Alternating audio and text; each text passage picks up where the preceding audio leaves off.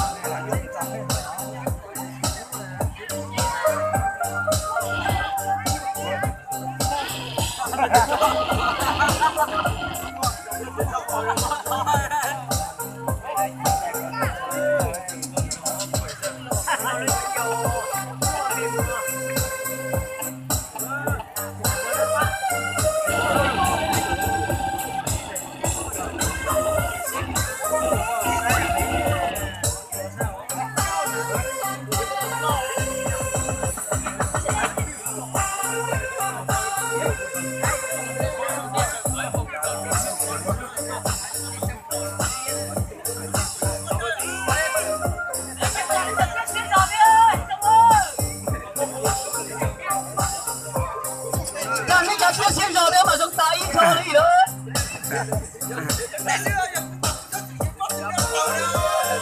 Giờ này có chuyện cao có xưa có chuyện có chuyện không có lẽ ta có gì nữa.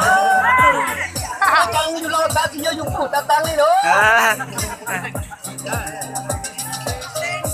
Là cũng một chút nó mẹ ta cần một thôi cũng yên rồi chơi còn thay nó ta sẽ kéo xíu chơi mình để chơi cho coi giờ.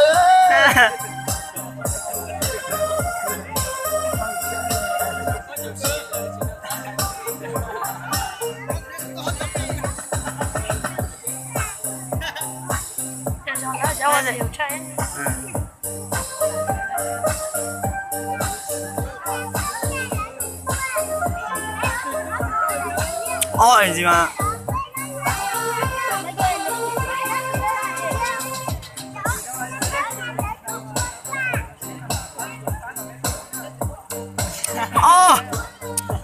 phiền tao thế à.